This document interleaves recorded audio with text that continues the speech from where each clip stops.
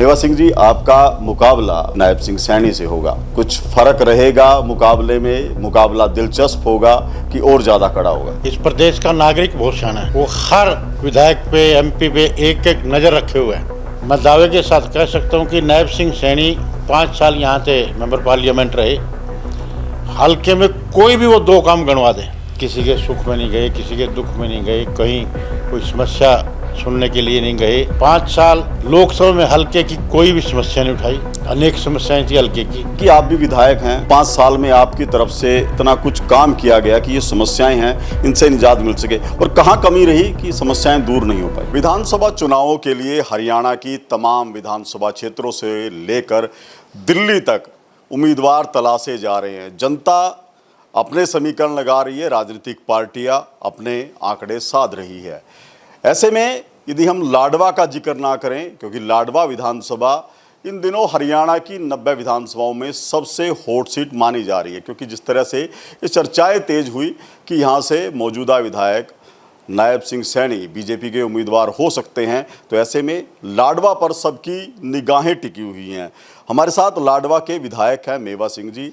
मेवा सिंह पिछली बार बीजेपी के उम्मीदवार डॉक्टर पवन सैनी को बड़े मार्जिन से मात दे चुके हैं। इस बार मेवा सिंह जी, आपका मुकाबला बताया जा रहा है कि वर्तमान मुख्यमंत्री नायब सिंह सैनी से होगा। क्या लगता है कि कुछ फर्क रहेगा मुकाबले में? मुकाबला दिलचस्प होगा कि और ज़्यादा कड़ा होगा? प्रजातंत्र कोई भी चुनाव लड़ सकता है। सभी पार्टियों के उम्मीदवार आएंगे। कांग्रेस पार्टी मेरे को मौका देती है तो मैं भी चुनाव लड़ूंगा। ये तो तय माना जा रहा है कि कांग्रेस की तरफ से मेवा सिंह जो है उम्मीदवार होंगे।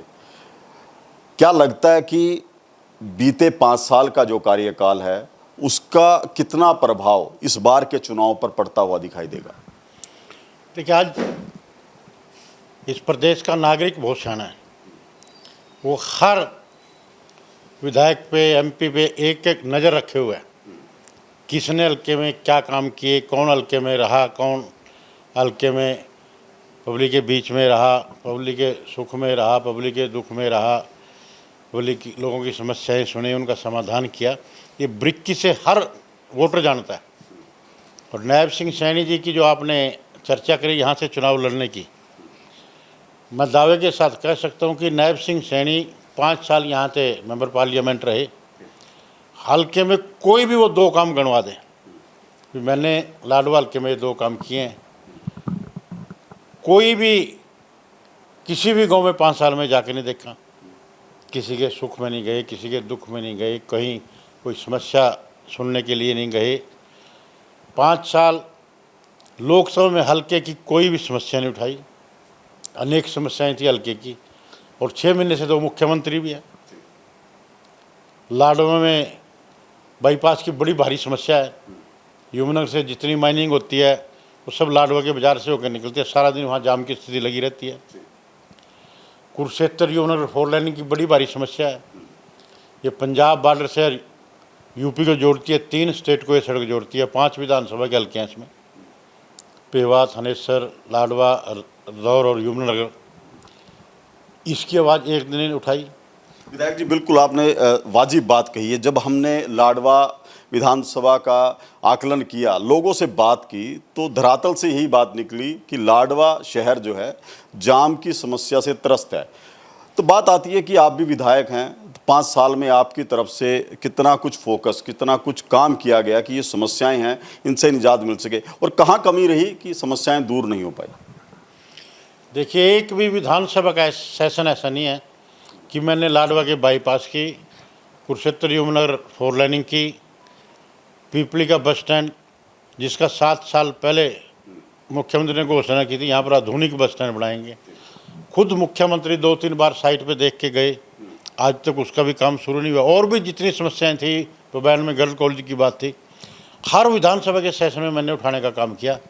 सरकार की तरफ से एक ही जवाब मिला कि हमने ये सड़क जो पंजाब बॉर्डर से यमुनानगर तक है नेशनल हाईवे को दे दिया। आज तक नेशनल हाईवे की कोई तरीक नहीं, अब तक उस पर कोई कार्रवाई नहीं है। ये लाडवे का बाईपास नहीं, कुरुक्षेत्र का भी बाईपास है। बड़ी भारी समस्या है लोगों को। लेकिन हमारे इस एमपी ने जो आज मुख्यमंत्री है, एक दिन भी लोकसभा में ये आवाज़ उठाने का काम नहीं किया। ये तो हुई कि सांसद थे वो, जाहिर सी बात है लोगों के बीच में जाना चाहिए था। ये शिकायत भी लोगों ने हमें बताई है कि सांसद नहीं आए। लेकिन एक बात होती है कि सीएम सिटी कहलाना, सीएम सिटी का टैग अपने आप में एक बड़ा माना जाता है कि मुख्यमंत्री जहां से चुनाव लड़ते हैं उस पर काफ़ी प्रभाव रहता है। क्या लाडवा की जनता इस इन्फ्लुएंस में रहेगी जब मुख्यमंत्री यहां से चुनाव लड़ेंगे? लाडवा की जनता इस इंतज़ार में है कि नैब सैनी लाडवा से चुनाव लड़े और पिछले 5 साल का हम उनसे हिसाब मांगें कि 5 साल में आपने लाडवा के लिए क्या किया, लाडवा की क्या समस्या आपने लोकसभा में उठाई, लाडवा में कभी आके कहीं किसी गांव में शक्ल दिखाई है क्या? जीतने के बाद किसी भी गांव में कहीं पर धन्यवाद करने भी नहीं गए। लोग बताते हैं मैं गांव में जाता हूँ, वो सारे जवाब इनको देने पड़ेंगे। और लाडवा की जनता इंतज़ार कर रही है। लाडवा के 36 बरादरी का सहयोग व समर्थन मेरे साथ है और भारी मतों से यहाँ से लोगों का आशीर्वाद मुझे मिलेगा। मेवा सिंह जी, अभी लोकसभा चुनाव हुए थे, लोकसभा चुनाव में नवीन जिंदल यहाँ से सांसद बने हैं। लाडवा की बात करें, लाडवा से भी बीजेपी को लीड मिली थी। तो ऐसे में नहीं मानते कि लोकसभा चुनाव का जो परिणाम है, केंद्र में सरकार बन चुकी है, उसका इन्फ्लुएंस इन विधानसभा चुनाव में आएगा? देखिए, लोकसभा और विधानसभा के चुनाव में ज़मीन आसमान का फर्क रहता है। इससे पहले जो लोकसभा का चुनाव था, लाडवे से 47 हज़ार से तकरीबन भारतीय जनता पार्टी जीती थी और विधानसभा के चुनाव में 12,700 फिर मैं जीता था।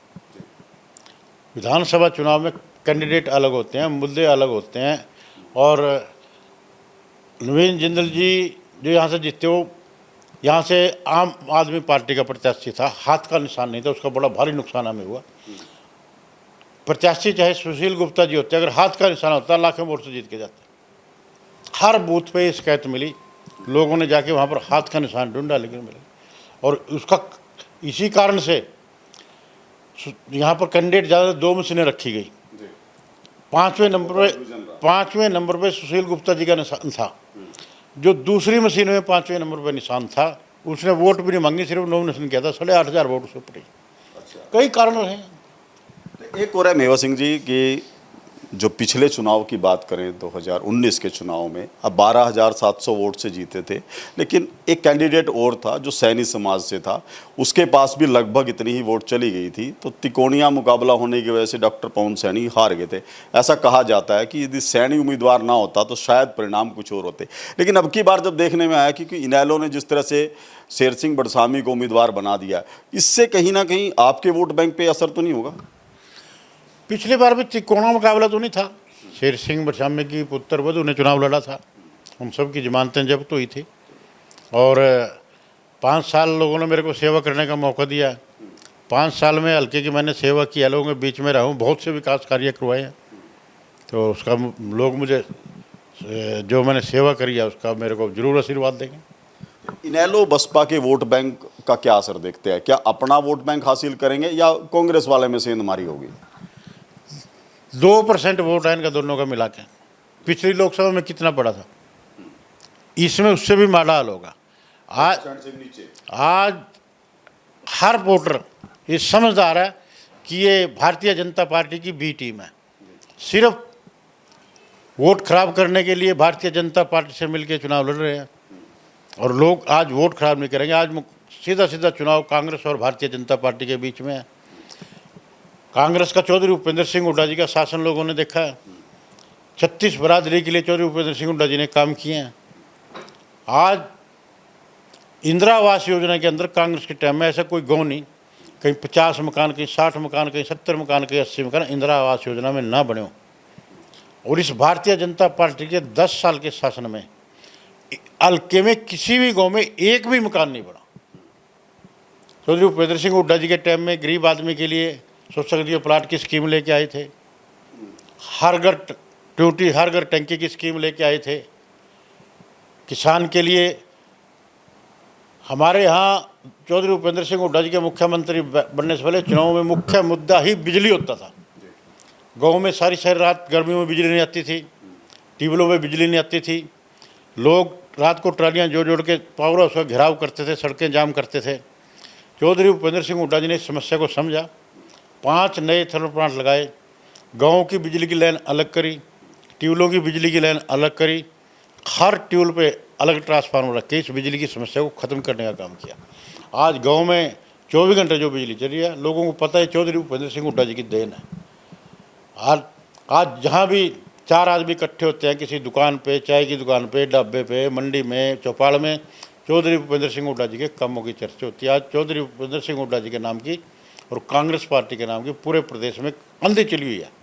मेवा सिंह जी, हम लाडवे के दर्जनों गांव में गए हैं, बाबैन में गए हैं, हम पीपली का जो क्षेत्र है वहाँ के लोगों से हमने बात की। एक बात तो जो जनता की तरफ से कही जाती है आपके बारे में कि आप विपक्ष में थे इसलिए ज़्यादा काम नहीं कर पाए, लेकिन अब बात आती है कि जिस तरह से दावेदार हैं जो कांग्रेस की टिकट के लिए, आपको पता है कि 2556 दावेदार हैं, लाडवा से ही बहुत से लोग इस लाइन में लगे हुए हैं। जाहिर सी बात है टिकट एक व्यक्ति को मिलना और लगभग तय कि वो मेवा सिंह को मिलेगा। तो जो बाकी आपके जो साथी हैं वो आपके लिए कहीं मुसीबत तो ना खड़े करें, वो आपके अगेंस्ट तो चुनाव ना आ जाए, उससे नुकसान तो होगा नहीं। हमारे लाडवे में ऐसी कोई बात नहीं है, वो भी हमारे कार्यकर्ता हैं, हमारे साथी हैं, तो वो सब मेरी मदद करेंगे। क्या बड़ा मुद्दा रहने वाला लाडवा में इसकी बात? लाडवे में विकास का मुद्दा रहेगा। भारतीय जनता पार्टी ने 10 साल के शासनकाल में कोई काम ही नहीं किया। अनेक मुद्दे हैं, लाडवा बाईपास का मुद्दा है, कुरुक्षेत्र यूनिवर्सिटी 4 लेने का मुद्दा है, पीपली के बस स्टैंड का मुद्दा है, गर्ल कॉलेज का मुद्दा है, अनेक मुद्दे। वो सब मुद्दे चुनाव में लेके जाएंगे और कोई भी भारतीय जनता पार्टी का प्रत्याशी यहाँ से चुनाव लड़ेगा, लोग उनसे सवाल पूछेंगे कि आपने 10 साल में क्या किया। तो बिल्कुल लाडवा से विधायक मेवा सिंह हैं जिन्होंने कहा कि नायब सैनी यदि लाडवा से चुनाव लड़ने के लिए आते हैं तो जनता उनसे सवाल करेगी और इस बार लाडवा में विधानसभा चुनाव विकास के मुद्दे पर लड़ा जाएगा। तो अपनी राय जरूर दीजिए कि जो मेवा सिंह जी की तरफ से कहा गया है उससे आप कितना इत्तेफाक रखते हैं।